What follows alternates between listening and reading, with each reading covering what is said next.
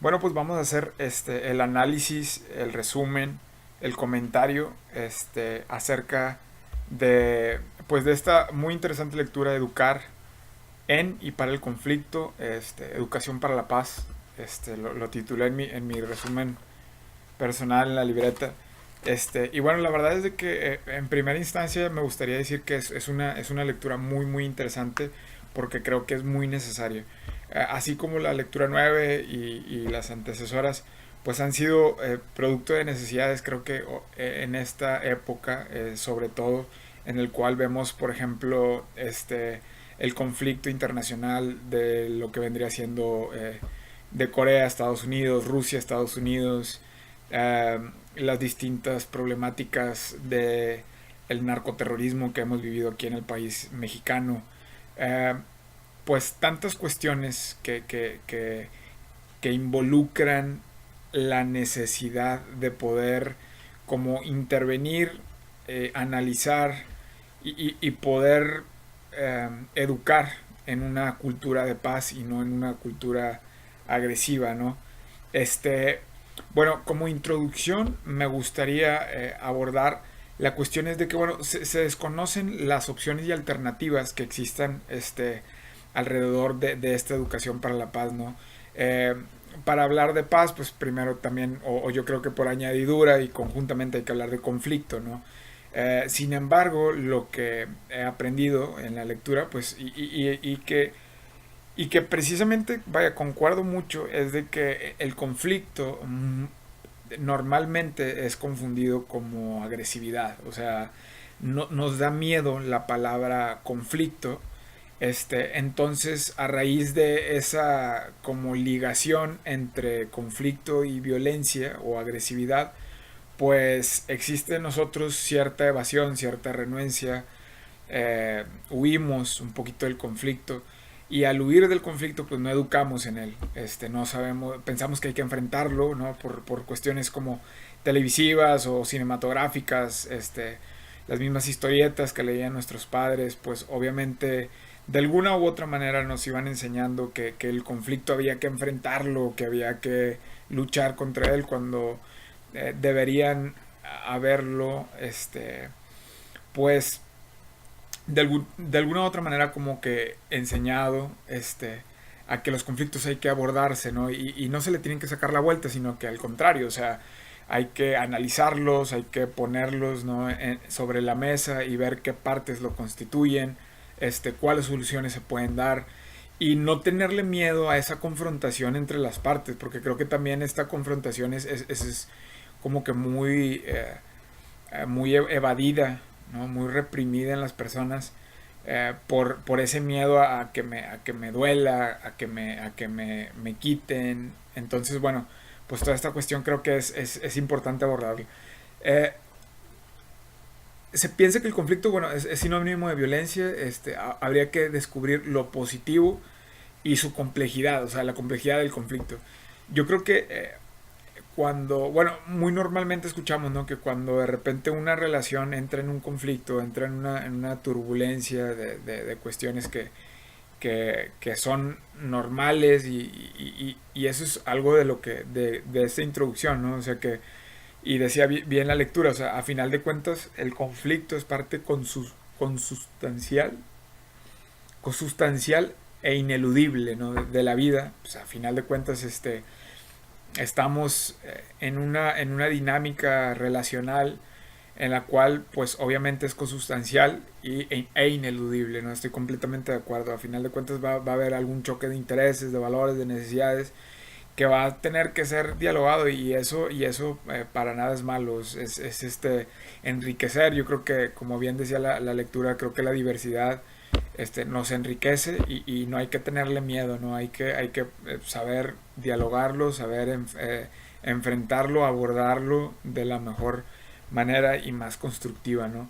Eh, y bueno, de esta manera podemos considerar algo positivo y que nos ayuda a crecer, ¿no? A ir madurando en las relaciones, tanto en las micro relaciones como lo maneja la lectura, las personales, las familiares, inclusive de organizaciones laborales, académicas, y también en las macro relaciones, ¿no? Las cuestiones estas gubernamentales, tanto en los municipios como las distintas asociaciones civiles, la iniciativa privada, la iniciativa pública, este, o la función pública, y como yo lo comentaba, ¿no? También en esta cuestión internacional que es tan necesario, donde hace tanta falta, y lo digo como relacionista internacional, donde hace tanta falta gentes que aboguen por la paz, que aboguen por el diálogo y que estén preparados para poder eh, abordar el diálogo y las soluciones, ¿no?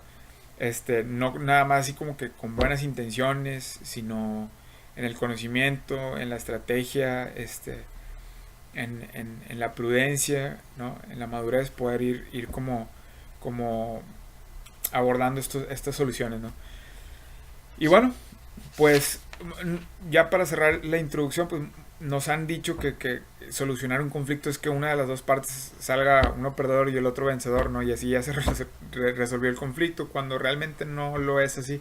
El conflicto se resuelve cuando las partes satisfacen sus necesidades sin la que aunque inclusive no se satisfagan las dos partes al 100%, no tiene nada que ver, digo, a final de cuentas, creo que puede haber acuerdos, e inclusive cuando una de las dos partes no se satisfaga al 100%, ¿no? Y bueno, pues esto es parte de la introducción, y ahora vamos a hablar un poquito acerca del proceso del conflicto, ¿no? El proceso del conflicto tiene como, primero habría que diferenciar, ¿no? Que problema no es igual a conflicto. El conflicto es el proceso complejo que se atribuye en base como al antagonismo entre las necesidades insatisfechas de las partes, y que a final de cuentas en algún punto de la vida y de la relación pues se contraponen unas a otras. Y bueno, el problema es la disputa o divergencia de necesidades, valores e intereses, ¿no?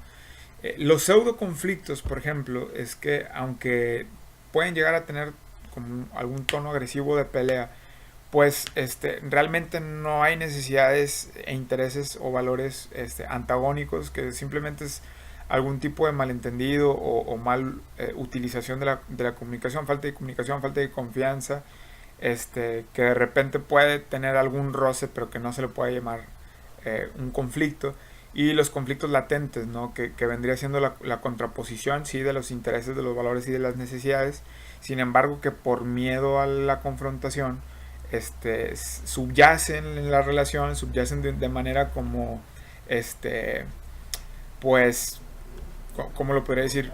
Sordeado, ¿no? Como oculto, ¿no? Como estas reglas ocultas que existen en las dinámicas de grupo, y que a final de cuentas no se atienden, y que a final de cuentas en el futuro vienen empeorando la situación, ¿no? Vienen estallando agresivamente. Y bueno, el conflicto tiene un proceso como tres partes, ¿no? La primera es una necesidad insatisfecha, ¿no? Las partes que lo integren comienzan, como todo ser vivo, a tener necesidades insatisfechas, ¿no? Ahí empieza el primer paso del conflicto. El segundo vendría siendo cuando esas necesidades, ¿no? Cuando viene el problema, cuando las necesidades se contraponen y son antagonistas. Y el tercer paso, pues, sería pues precisamente el estallido del conflicto. ¿Por qué razones? Porque no se resolvió en su momento, o simplemente no se enfrentó. Entonces, de ahí viene la cuestión del conflicto. Primero va a ser una necesidad insatisfecha, después la contraposición de necesidades en el problema, y después pues vendría siendo la evasión o la no resolución de las necesidades de ese antagonismo, lo cual pues compone lo que vendría siendo un conflicto, ¿no? Las actitudes frente al conflicto pues pueden ser, realmente no somos muy versátiles y muy genios a la hora de poder como ir poniendo las cosas y las soluciones sobre la mesa. La primera sería como y hay una disculpa por el perro ladrando. Sería una cuestión de competición, de gana-pierdes, ¿no? Ahí la relación no importa, ahí lo que importa es que yo gane, ahí no me importa si paso por arriba de ti, no me interesa si quedas humillado o te anulo, te aniquilo, te elimino, a final de cuentas la relación no importa, ahí el egoísmo propio es lo que importa, mi satisfacción de necesidades es lo que a mí me interesa, independientemente si te arroyo, ¿no? La segunda actitud frente al conflicto sería la acomodación, el yo pierdo, tú ganas, que decía la lectura, y yo estoy muy de acuerdo con ello, que aunque nosotros pensemos que la más popular sería el yo gano, tú pierdes, pues precisamente creo que, y estoy muy de acuerdo con la lectura que decía que la más común es la de yo pierdo, tú ganas. ¿Por qué? Porque le tengo miedo a entrar en conflicto, le tengo miedo a entrar en una discusión, cuando somos seres relacionales y deberíamos de tener pues todas las actitudes, todas las herramientas para poder entrarle al conflicto, ¿no? Como que nos invade este sentimiento de cobardía, de miedo por el que va a pasar, ¿no? El que me van a hacer. Y pues pasa, ¿no? En este mundo. Y bueno, la segunda, la tercera, perdóname, sería la evasión, el pierdo, pierdes, y pensamos que los problemas se van a resolver por sí solos y de repente tenemos problemas estallando pues 20 veces peores de lo que habían podido ser si los hubiésemos atendido pues a su momento, ¿no? La otra sería la cooperación, el gano-ganas, ¿no? Que sería como el panorama ideal donde las necesidades en su totalidad serían satisfechas por parte de de los dos actores o de los varios actores que se involucran en el mismo. Sin embargo, creo que lo más común, e inclusive una de las cuestiones que creo que el hombre debería saber desarrollar sería la negociación, no en el sentido como de a ver qué gano, sino el negociar, que cuando alguna de las partes no se satisfaga plenamente, pues mínimo que haya ese acuerdo común y decir, bueno, pues yo estoy de acuerdo con esto, ¿no? Aunque yo salga tal vez nada más ganando en un 80%, en un 50%, pero con esto yo me siento bien y eso es positivo, esa negociación es positiva, ¿no? Hay veces que como que eh, el pensar que siempre vamos a ganar y siempre vamos a estar súper contentos con lo que acordamos, pues puede ser que no sea cierto, pero no involucra o no quiere decir que la negociación no sea óptima para las partes que entran en el conflicto. Ahora, estas cinco maneras o estas cinco actitudes para el conflicto no se dan siempre en forma meramente pura, o sea, puede haber como un entrelazamiento entre las mismas y que nos ayuden o que dificulten la solución de los conflictos. Hay una quote que me gustó mucho y es la única que voy a como a citar textualmente. Es: mientras más importantes sean los objetivos y la relación, más importante será aprender a cooperar, ¿no? Vivimos en un sistema capitalista y el mismo sistema de capitalismo, perdóname, el mismo sistema del capital, pues obviamente siempre se ha dicho que se habla de la competencia y no de ser competente, sino de competir contra el otro, ¿no? Y pues lamentablemente crecimos en esa cultura, está prácticamente adherido a nuestro desarrollo, y a final de cuentas creo que no hay esta cultura de cooperación tan importante y tan necesaria en el mundo, ¿no? Formas de intervenir, pues bueno, esto también tiene su complejidad, porque las formas de intervenir, pues tienes que especializarte en ello, tienes que saber bien lo que estás haciendo, si no, yo creo que de repente ahí el caldo se nos puede salir de la olla. Y bueno, la acción no violenta, pues tiene como tres partes: la prevención, el análisis y la negociación, y la mediación, ¿no? La prevención, pues sería intervenir, que sirve más en las edades tempranas, ¿no? Y esta primera parte de la acción no violenta, pues vendría siendo la cuestión esta de poder, desde los primeros estadios, ¿no?, del conflicto, poder ir de alguna u otra manera previniendo el mismo, ¿no? Ahora, ¿a qué se refiere esta cuestión de la prevención? Bueno, sería la explicación adecuada del conflicto, explicar cuáles son las partes del conflicto, cómo lo podemos solucionar, o sea, así como que la teoría, ¿no? La teoría explicada de lo que vendría siendo el conflicto, la explicación de los cambios estructurales para eliminar las causas, ¿no?, que esto es muy importante, La promoción del clima adecuado y las relaciones cooperativas, ¿no? Pues obviamente como al mero estilo de Carl Rogers, pues obviamente sería como que poner las pautas y además poner tanto las actitudes y el contexto, el contorno eh, para poder facilitar, ¿no? Un contexto eh, propenso para poder solucionar los conflictos. Ahora, una de las cuestiones de la prevención sería que también se divide como en etapas, ¿no? La primera sería hacer grupo. Esto yo lo veo muy importante como primer paso. Yo cuando estaba coordinando los grupos parroquiales, ese era como mi primer target y me da gusto que estaba haciendo bien en ese sentido. Era que, bueno, primero que hay que hacer grupo, ¿no? Hay que hacer comunidad, hay que establecer vínculos de confianza y comunicación. Este, se tiene que integrar, o sea, tiene que haber como un sentimiento de pertenencia al grupo, donde yo siento la confianza de que aquí se me va a escuchar, de que aquí son empáticos conmigo, que soy parte fundamental del grupo y donde me reafirman mi identidad. O sea, a final de cuentas, decía John Powell, igual que la lectura, es que a final de cuentas gran parte de la autoimagen que yo tengo es porque me dijeron quién era yo, ¿no? Entonces así formo mi imagen. Y bueno, esta provención de una identidad positiva en la cual importas dentro del grupo, creo que eso es muy importante, ¿no? En la comunicación efectiva, donde se hace en consenso y se establece un código común, ¿no? La comunicación efectiva tan importante y como tan desechada ahorita en nuestra sociedad postmoderna. Pues obviamente habría que ver que no nos pase como los glucitos, en donde no sabemos qué idioma está hablando el otro, donde hay actitudes no verbales que muchas veces no tomamos en cuenta y que hablan más que lo verbal. Este, y bueno, esta cuestión de la comunicación efectiva, pues también yo creo que sería como que importante mencionar esta cuestión de emociones que transmitimos, que experimentamos, la escucha activa. Decía por allí el profesor Arturo Pérez, decía que estamos acostumbrados a decir como que bueno, qué buenos consejos de este tipo, qué bonito habla, pero es muy, sería muy fregón escuchar de una persona que qué bonito escucha a esta persona y creo que esta escucha activa, o sea, hay que saber transmitir el mensaje, pero también hay que saber escuchar, ¿no? En la comunicación efectiva. La cooperación y competición, yo creo que habría que distinguir, ¿no? El ser competente, habilidoso para poder cooperar, porque muchas veces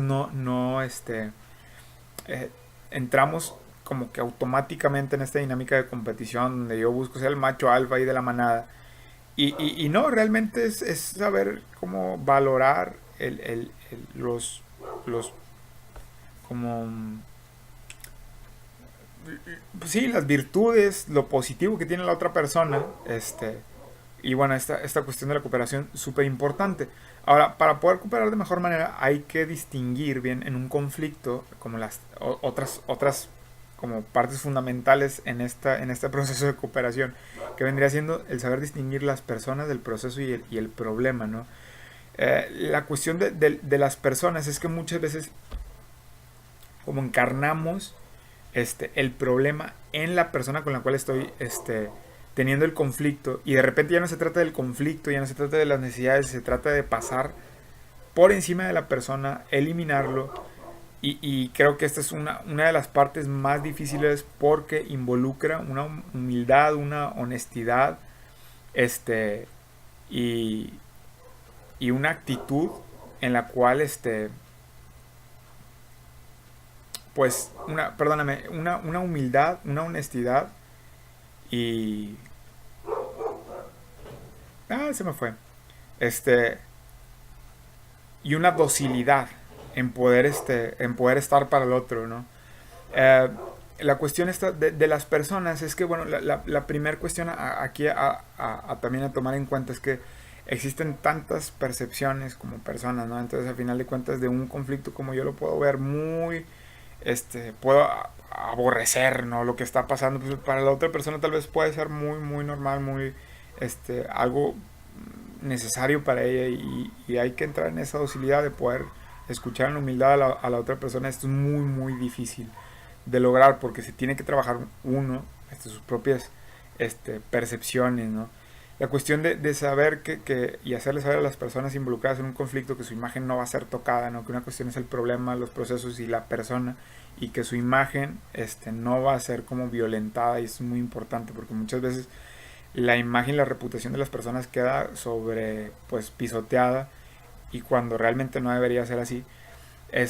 Las emociones, que a final de cuentas tanto en las organizaciones como en cualquier otro lugar, siempre como que las emociones llevan la parte, realmente es lo que más influye a la hora de un conflicto, ¿no? En la pelea entre un estudiante y un profesor, a final de cuentas creo que ya no se trata de la discusión que tengan o la diferencia de ideas que tengan, sino se trata de esta cuestión emocional tan importante, eh, como identificar y resolver. Y la otra cuestión sería como saber balancear el poder, ¿no? Siempre, yo creo que voy a decir un caso tal vez muy exagerado, pero en la cuestión de las Naciones Unidas, pues a final de cuentas los que mandan son los que más ponen lana a la organización de las Naciones Unidas, y a final de cuentas los que tienen el toro por los cuernos pues son los países grandes y poderosos. Entonces, bueno, pues para esto habría que educar, para la desobediencia civil, ya lo dijeron los primeros padres, los founding fathers de los Estados Unidos, la desobediencia civil, ¿no? El saber desobedecer cuando hay maldad de por medio, este, y, actuar cuando tengo que actuar, y no actuar cuando sé que esto está perjudicándome a mí y a los demás, o a los demás, y o. Ahora, el proceso, pues tendríamos que controlar las dinámicas destructivas de comunicación. Tendríamos que hacer una explicación de los procesos seguidos que contienen el conflicto, y saber cómo que contextualizar el conflicto. Esto es muy importante porque muchas veces como que sobrevaloramos las participaciones de las distintas partes que están integrando el conflicto. Y a final de cuentas yo creo que hay que enmarcar y contextualizar que, bueno, tal vez haya alguna diferencia de necesidades aquí nada más. Pues esto puede ser, por ejemplo, muy como necesario saberlo en la cuestión de relaciones sentimentales, ¿no? En relaciones de parejas, donde, ok, o sea, no te dejo de amar, no me dejas de importar, simplemente estamos teniendo un conflicto en este contexto, ¿no? Este, y bueno, también la tercera parte de la cuestión del problema, ¿no? El primer error es querer solucionar sin haber ahondado en él, o sea, sin saber sus raíces, como que en esta cultura drive-thru, como que el lanzar la solución así nada más a bote pronto, cuando realmente pues hay que desmenuzar el problema. Y bueno, habría también que distinguir como que mis posturas, lo que a mí me gustaría, cómo se resolviera el conflicto, y analizar. Es muy distinto que dos personas se enfrasquen en una discusión sobre posturas, y no analizando las necesidades que cada uno de los dos o de las demás partes tenemos. Es que cuando se ponen en la mesa las necesidades y no las posturas de las dos personas, eh, pues es ha habido mucho más propenso poder encontrar las soluciones, ¿no?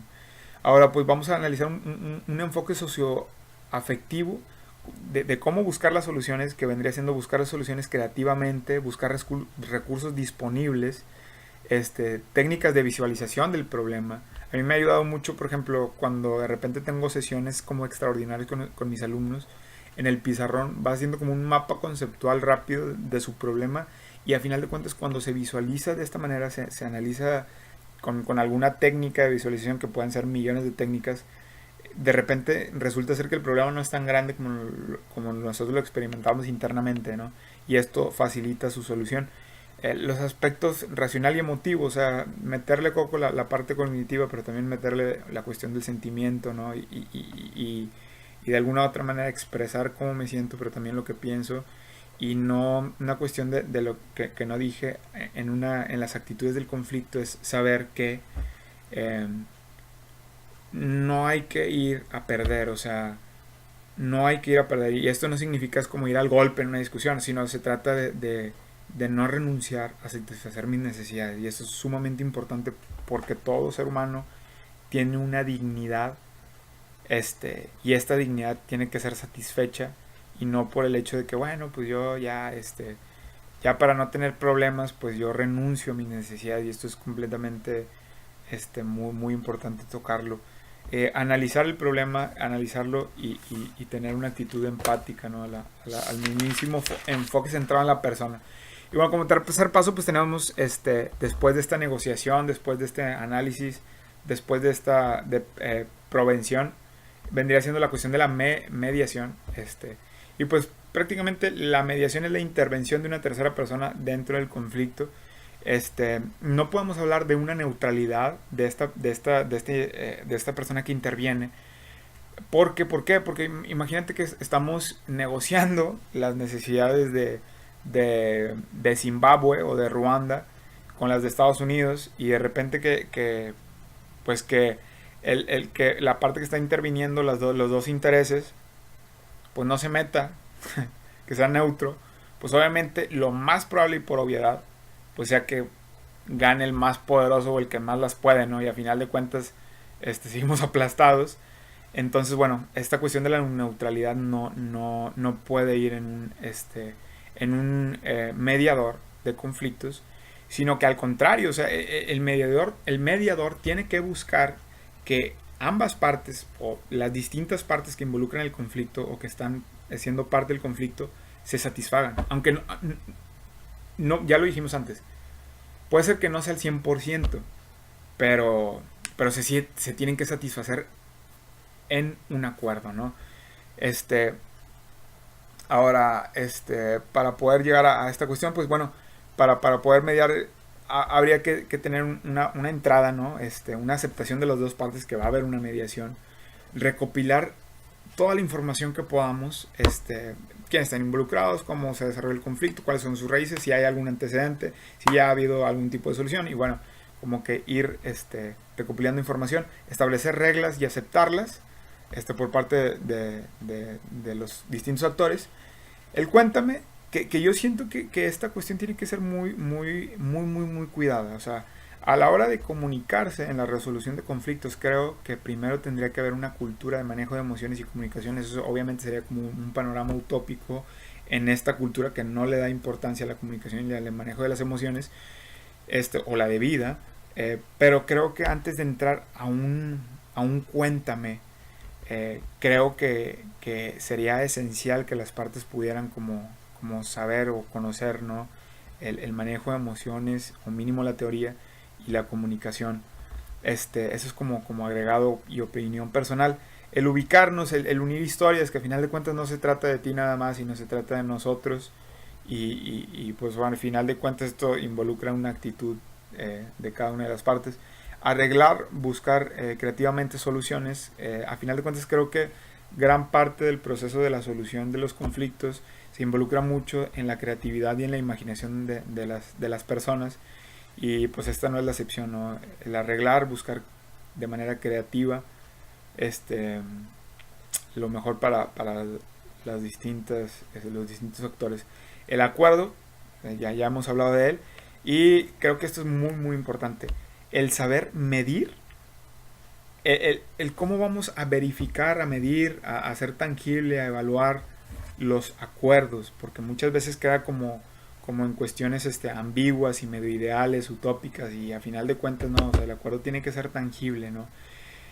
Entonces, bueno, nada más como un ejemplo, pues obviamente me gustaría hablar un poquito acerca, pues, de, de, de lo que vendría siendo las relaciones familiares, en la relación que yo tengo con mi mamá, o inclusive en las relaciones profesionales, o en lo que yo viví ahorita en la maestría. Es que a final de cuentas lo que yo pienso es de que sí, o sea, no se nos ha educado, o sea, tanto a la generación, a mi madre no se le educó, así como a mí no se me educó. Decía el padre, el sacerdote jesuita Javo Conde, ¿no? Javier Conde, decía, somos víctimas de víctimas, a final de cuentas, pero es importante integrar la educación para la paz, porque puedes ir viendo cómo hay una maduración en las relaciones, y cómo si no se atienden los conflictos subyacen muchísimas heridas, muchísima pus. Ya nada más como para terminar, siento que el conflicto sí nos da mucho miedo. Siento que el conflicto sí nos es como sinónimo de agresividad, de violencia, y debe de haber una agresividad, pero bien manejada, bien dirigida. O sea, la agresividad no es algo a lo que le podamos huir, como no le podamos huir al hambre, por más que queramos, algún día nos va a dar hambre. Creo que la agresividad también es parte integral, o sea, es algo que integra al ser humano.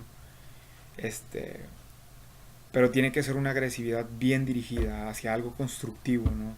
Hacia una edificación, ¿no? Y utilizar toda esa energía acumulada en la edificación. Por ahí soy maestro asesor de la mesa directiva, y al poder mediar un conflicto, pues sí ves las reglas ocultas, ves la lucha de poder, ves todo esto que acabamos de analizar. Sin embargo, pienso que la implementación de este sistema enfoque socioafectivo, sería muy importante aplicarlo ahí, porque porque pues a final de cuentas um,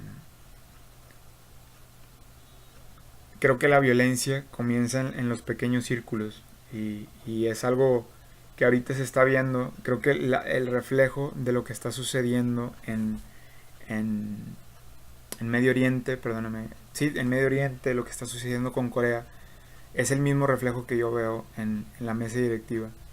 Es exactamente la falta de comunicación, es exactamente el pasar sobre el otro, el satisfacer mis necesidades, el que mi imagen quede bien librada.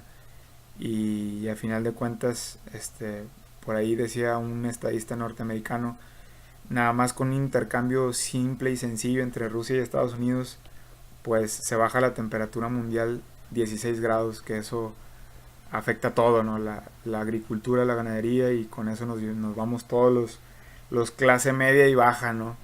Entonces, pues ánimo, hay que trabajar para abordar el conflicto, y poder educar para la paz a la siguiente generación, a esta generación, y a las venideras, ¿no? Y bueno, muchísimas gracias, profesor, por escucharme. 3210. Le mando un saludo afectuoso. Ojalá le haya agradado mi comentario.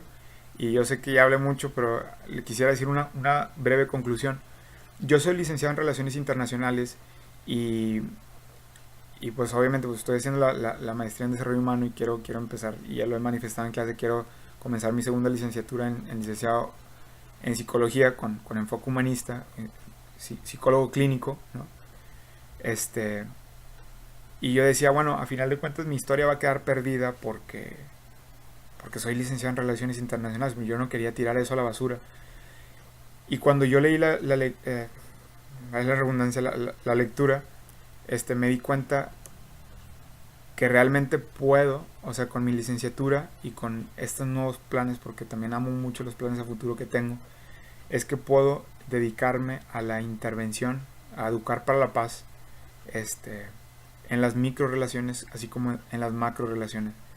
Obviamente estamos hablando de los Cristiano Ronaldo y los Messi, ¿no? Con Viktor Frankl y Rogers, y supe yo que ellos arreglaban conflictos internacionalmente. Entonces, como por qué no soñar con algún día menguar conflictos, aprender de ellos, como me pasó a mí en clase, para poder intervenir, y ser un agente de paz, tanto en las microrelaciones, en las personas consigo mismas, con las relaciones sentimentales, en los matrimonios, en los grupos parroquiales, en los salones de clase, en las empresas, organizaciones, y en los gobiernos nacionales, y por qué no internacionales. Pero bueno, muchísimas gracias. Realmente es que me gustó muchísimo la lectura, y reafirmó que mi pasado, o sea, en mi licenciatura, me puede ayudar muchísimo para meterme en el poder solucionar conflictos de agentes internacionales en las macro relaciones. Muchísimas gracias.